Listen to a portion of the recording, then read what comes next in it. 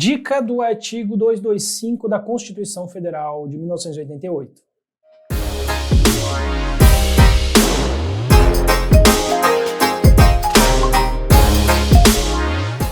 Vamos lá então, pessoal, falar sobre o artigo 225 da Constituição Federal, que é o artigo mais importante quando a gente fala de meio ambiente e Constituição, né? É o artigo que vai, de fato, trazer as principais disposições a respeito da proteção do meio ambiente na nossa Carta Magna. E, portanto, eu trouxe o artigo na íntegra aqui para a gente apontar os principais aspectos que podem ser cobrados em prova. A gente poderia fazer uma aula só sobre o artigo 225, mas eu vou apontar de forma breve o que é mais importante para vocês nesse momento, tá? Então, vamos ver aqui essas principais disposições, vamos ver o artigo 225 na íntegra. Primeira coisa, todos têm direito ao meio ambiente ecologicamente equilibrado, ou seja, qualquer limitação que a banca coloque em termos de direito ao meio ambiente ecologicamente equilibrado, tá errado, né? Falar assim, só os cidadãos brasileiros, só as pessoas que... Qualquer tipo de limitação, tá errado, todos têm direito, né? Independentemente de raça, de credo, de cor, todos têm o direito, tá bom? Isso, inclusive, já se consolidou que, inclusive, estrangeiros que aqui estejam têm direito ao meio ambiente ecologicamente equilibrado, porque o meio ambiente ecologicamente equilibrado, ele afeta a todos nós, né? Então é importante que, de fato, todos o protejam e todos tenham direito a ele saudável. Percebam, então, também que não é qualquer tipo de meio ambiente a que todos têm direito, é ao meio ambiente ecologicamente equilibrado. Claro que é um termo genérico, né? Até subjetivo, mas é disso que a gente está falando, porque o meio ambiente é tudo que nos envolve. Então, esse ambiente pode estar degradado, ele pode estar com uma qualidade ambiental baixíssima, né? As águas podem estar poluídas, o ar, a poluição atmosférica pode estar tomando conta do ar, né? O solo está contaminado. É desse ambiente que todos têm direito? A que todos têm direito? Não. É ao meio ambiente ecologicamente equilibrado, tá? Que é aquele ambiente que consegue conciliar, né, a proteção ambiental, consegue o desenvolvimento da nossa economia, a proteção ambiental, a preservação das nossas florestas, das nossas águas, do ar, do solo e assim por diante, tá? Então, importante isso. O meio ambiente ecologicamente equilibrado é considerado um bem de uso comum do povo e essencial à sadia qualidade de vida, impondo-se ao poder público e à coletividade o dever de defendê-lo e preservá-lo para as presentes e futuras gerações. Importantíssimo, tanto o poder público quanto a coletividade têm o dever de defender e preservar o meio ambiente. Não é uma opção, não é uma faculdade. Todos, inclusive a coletividade, todos nós, não é só o poder público, tem o dever de defender e de preservar o meio ambiente. Olha que importante que é isso que está no caput do artigo 225.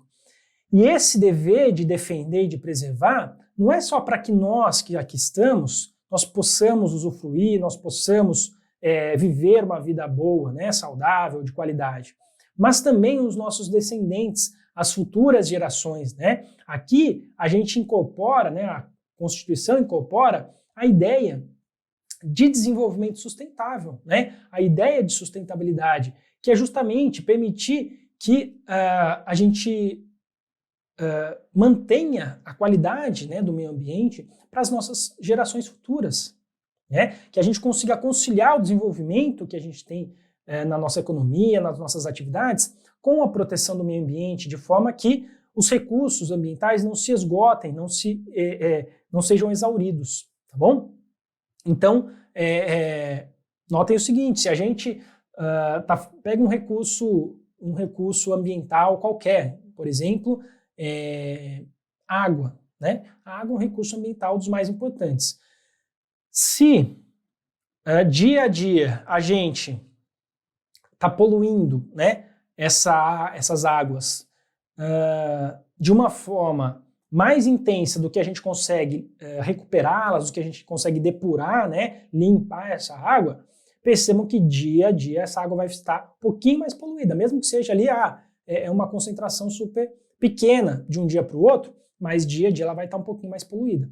Vai chegar um momento, né, que essa água vai ficar, não vai ter condições de ser aproveitada. Então, determinada geração futura vai sofrer as consequências do que a gente tem feito atualmente. Então, essa é a ideia de preservar, de proteger e preservar o meio ambiente para as futuras gerações. É permitir que haja essa regeneração, né, que a gente usufrua dos recursos ambientais de forma sustentável, de forma que permita a regeneração e que permita que as futuras gerações utilizem, tá bom? Então, esse é o caput do artigo 225. E aí, pessoal, para assegurar a efetividade desse direito, o poder público ele deve proceder com algumas medidas. Percebam, tanto o poder público quanto a coletividade têm o dever de defender e preservar, mas é o poder público que vai, majoritariamente, ser responsável pelo que eu vou falar aqui, ó, por preservar e restaurar os processos ecológicos essenciais, né? Prover o manejo ecológico das espécies e ecossistemas, que esse poder público vai preservar a diversidade, a integridade do patrimônio genético do país, fiscalizar as entidades dedicadas à pesquisa e manipulação do material genético. A gente, no Brasil, né, a gente tem uma diversidade enorme quando a gente fala de meio ambiente, quando a gente fala de fauna, quando a gente fala de flora. A nossa biodiversidade é gigantesca, gigantesca. Então esse material genético, né, a gente tem um patrimônio genético riquíssimo, que deve ser preservado, que deve ser restaurado se for necessário, né? Inclusive a gente tem leis para isso também, né? Tem a Lei de Biossegurança, a Lei 11.105 de 2005, em outras leis essa questão do patrimônio genético também está presente. Definir em todas as unidades da federação espaços territoriais e seus componentes a serem especialmente protegidos. Quando a gente fala de espaços protegidos, né, espaços territoriais especialmente protegidos, a gente não está falando só de unidades de conservação, a gente está falando de todos os tipos de espaços protegidos. A gente está falando de áreas de proteção ambiental, de preservação permanente, perdão, que são as APPs. A gente está falando de reservas legais. A gente está falando de unidades de conservação em suas várias categorias, inclusive as áreas de proteção ambiental. Todos os tipos de espaços protegidos, autores incluem as terras indígenas também, né? Todos os tipos de espaços protegidos devem ser aqui instituídos em todas as unidades de conservação, em todas. É um dever do poder público. Sendo a alteração e a supressão permitidas somente através de lei, sendo vedada qualquer utilização que comprometa a integridade dos atributos que justifiquem sua proteção. Ou seja, um decreto instituiu um parque nacional, né? Um parque nacional no estado de Goiás. Tá? Tem um parque nacional no estado de Goiás, esse decreto instituiu, é uma área protegida, é uma área que está sob regime especial de administração, e essa área, então, ela não vai poder ser suprimida, vejam bem, não vai poder ser suprimida, não vai poder ser alterada, né, os seus limites serem diminuídos, ela não vai poder ser desafetada por meio de um decreto. Ela foi instituída por decreto, mas como a gente está diminuindo a proteção, né, tá querendo suprimir parte dela ou ela como um todo, né, isso não vai poder ser feito por meio de decreto, ainda que ela tenha sido instituída por meio de decreto. Um decreto pode instituir a unidade de conservação? Pode. A gente vê lá na lei do SNUC, na lei 9985 de 2000. Um ato do poder público é que vai instituir a unidade de conservação, né? A lei não especifica qual tipo de ato. Então a gente tem sim unidades de conservação instituídas por decreto, é possível. Agora, se você for suprimir, se você for alterar, diminuir os limites dessa unidade de conservação, aí você vai precisar necessariamente de uma lei por expressa previsão na Constituição Federal, no inciso 3 do parágrafo 1º do artigo 225, tá? Seguindo. O poder público deve exigir, para a instalação de obra ou atividade potencialmente causadora de significativa degradação do meio ambiente, o estudo prévio de impacto ambiental, que é o nosso EIA tá? Estudo de impacto ambiental, alguns colocam P aqui, né, de prévio, estudo prévio de impacto ambiental, a que se dará publicidade. Então o EI ele deve ser publicizado, né? Muitas vezes isso é feito por meio do RIMA, tá? Mas se a atividade tiver o potencial de causar significativa degradação do meio ambiente, vai ser exigido EIA. É toda atividade, então, que exige um estudo de impacto ambiental? Não, né? Só se a degradação for significativa ou tiver o potencial de ser significativa, tá? O poder público deve controlar a produção, comercialização e emprego de técnicas, métodos e substâncias que comportem risco para a vida, a qualidade e o meio ambiente, né? Então, por exemplo, explosivos, né? Um exemplo. O poder público deve promover a educação ambiental em todos os níveis de ensino e a conscientização pública para a preservação do meio ambiente. Reparem, a educação ambiental deve estar presente em todos os níveis de ensino, na educação infantil, na educação fundamental, no ensino médio, no ensino superior, todos os níveis de ensino, a educação ambiental tem que estar presente. Isso quer dizer que a gente tenha uma disciplina, que a gente deva ter uma disciplina específica de educação ambiental no currículo escolar? Não, não quer dizer isso. Inclusive, a Lei 9795 de 99, que é a lei que institui a Política Nacional de Educação Ambiental, traz expressamente que não, a gente não deve ter uma disciplina específica de educação ambiental, né? Por quê? Uma disciplina específica de educação ambiental, ela vai separar, né, vai segmentar muito a educação ambiental. E a ideia, segundo a Política Nacional de Educação Ambiental, é que a educação ambiental seja uma disciplina pulverizada nas demais disciplinas, que cada disciplina consiga, de forma multi, interdisciplinar, trazer aspectos relacionados ao meio ambiente, né? Enquanto você estuda geografia, você estuda aspectos relacionados ao meio ambiente, à educação ambiental, mas sem necessariamente ter uma disciplina de educação ambiental.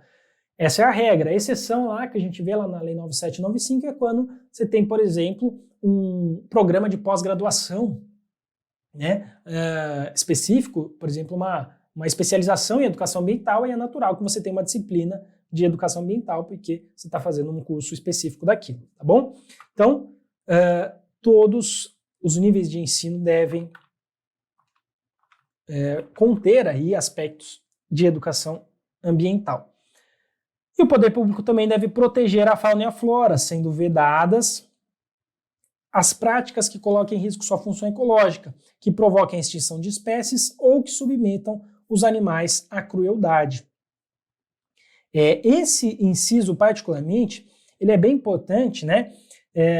Depois a gente vai ver o parágrafo 7º, né, que foi incluso depois, né, na Constituição Federal, foi incluso lá em 2017, que diz que, para fins desse disposto aqui, né, do inciso 7º, não estão ou não são consideradas cruéis as práticas desportivas que utilizem animais, desde que sejam manifestações culturais e que estejam integradas ou sejam consideradas bens de natureza imaterial aí, né, dentro do patrimônio cultural brasileiro, né? Então, quando foi a chamada emenda constitucional da vaquejada, né, porque havia uma discussão se a vaquejada seria ou não permitida. O STF em 2016 havia julgado inconstitucional uma lei cearense, né, que regulamentava a prática da vaquejada, porque, fundamentando-se no artigo 225, diz que as práticas cruéis não eram permitidas, né? As práticas que submetessem os animais à crueldade não eram permitidas pela nossa Constituição, e aí a vaquejada foi considerada, então, essa lei foi considerada inconstitucional. E aí o Congresso, nesse efeito backlash, né, reagiu e promulgou o parágrafo 7º, né, do artigo 225, trazendo essa disposição de que não, se for uma prática desportiva considerada manifestação cultural e tudo mais, por lei, essa prática não vai ser considerada cruel, né? E aí teve uma lei que considerou a vaquejada, né, o laço e o rodeio, manifestações culturais para que de fato não sejam consideradas práticas cruéis e aí não sejam proibidas, tá? Cuidado, briga de galo, isso aí é inconstitucional, isso aí não é permitido, tá? Mas a farra do boi também, né? Mas a vaquejada, o rodeio e o laço, sim, são considerados manifestações culturais e, portanto, permitidos. Beleza? Seguindo. Esse inciso 8, ele foi incluído em 2022, importante, pela Emenda Constitucional 123/2022, com o objetivo de manter um diferencial de competitividade para os biocombustíveis, né? Ele fala que o poder público deve manter regime fiscal favorecido para os biocombustíveis, para assegurar uma tributação inferior à incidente sobre os combustíveis fósseis. Ou seja, a tributação dos biocombustíveis deve ser menor que a dos combustíveis fósseis, para favorecer, né, incentivar o consumo desses biocombustíveis, como, por exemplo, o nosso etanol, né, que é um biocombustível muito abundante, muito presente no Brasil, né? Tem o biodiesel também, né, que é a partir de óleos vegetais e tudo mais. Tá bom? Então, importante isso aqui, uma relativa novidade aí no nosso artigo 225. E aí vamos para os demais parágrafos. Rapidamente, aquele que explorar recursos minerais fica obrigado a recuperar o meio ambiente degradado. Sempre, né, que a gente tem um processo de degradação, na verdade, é imperioso, é importante, né, que aquele que degradou recupere o meio ambiente. As condutas e atividades consideradas lesivas vão sujeitar os infratores, pessoas físicas ou jurídicas, a sanções penais administrativas, independentemente da obrigação de reparar os danos. Então, a gente está falando de responsabilização tríplice aqui na área ambiental, né? No âmbito de caráter ambiental, sanções penais, sanções administrativas, e quando a gente fala de obrigação de reparar os danos, a gente está falando de sanções civis, né? Que é a mesma ideia aqui do parágrafo 2º, né? Uma ideia de recuperação do meio ambiente. A floresta amazônica, a Mata Atlântica, a Serra do Mar e o Pantanal e a zona costeira são considerados patrimônio nacional. Cuidado, a banca vai trazer, assim, por exemplo, Caatinga, vai trazer Cerrado, não. É a floresta amazônica, Mata Atlântica, Serra do Mar, Pantanal e zona costeira, tá bom? Tem que memorizar esses 5 biomas, digamos assim. São disponíveis as terras devolutas ou arrecadadas pelos estados por ações discriminatórias que sejam necessárias à proteção dos ecossistemas naturais, e as usinas que operem com reator nuclear devem ter sua localização definida em lei federal. O que a banca vai fazer é colocar uma lei estadual, qualquer coisa do tipo, ou um decreto. Não, é sempre lei federal. Falou em energia nuclear, é interesse nacional, é sempre a União, tá? E aqui o parágrafo 7º que eu tinha comentado a respeito lá das práticas cruéis. Não vou entrar tanto nesse aspecto que eu já comentei anteriormente, tá bom? Finalizamos aqui essa dica. Até uma próxima. Tchau, tchau.